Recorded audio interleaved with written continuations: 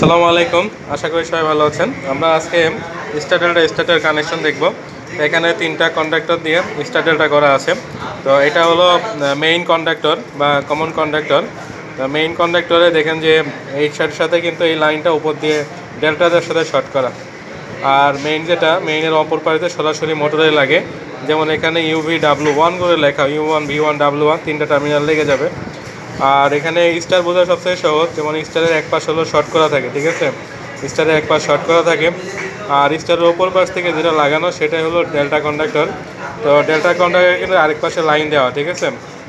তো আমরা এখানে মোটরের কানেকশন যদি দেখি, এখানে যেমন তিনটা UV-W আছে, আর এখানে দেখেন যে এগুলো একটা সিরিয়ালে লাগানো আছে। যখন ডেল্টা হবে তখন যেন একটি কয়েলে শুরু হয় আরেকটি কয়েলে শেষ হয়, সেভাবে লাগানো আর কি। যেমন এখানে এই যে এই লাইনটি দেখেন এটার সাথে লাগানো।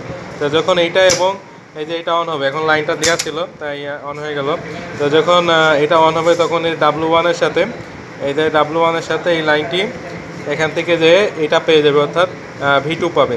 আবার এই লাইনটি V1-এর সাথে এটা হলো আমার W2 পাবে।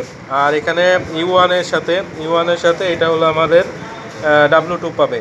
তো এই হলো কানেকশন। তখন ডেল্টার সময় একটা শুরু হবে, একটা শেষ হবে। আর যখন স্টার হবে তখন এটা লাইনে চলে যাবে। আর এইটা মোটরের অন্য পাশে যেমন টু প্রান্তগুলো কানেক্ট থাকবে, এটা অন হওয়ার কারণে তখন এই যে এখানে শর্ট হয়ে যাবে, স্টার হবে, ঠিক আছে?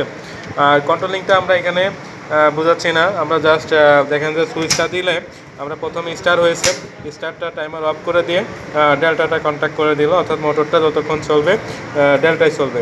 এটা হলো সেকেন্ডের টাইমার। এখানে আমরা টাইম সিলেক্ট করতে পারি। সাধারণত স্টারটা করলে 10 সেকেন্ড সিলেক্ট করা হয়।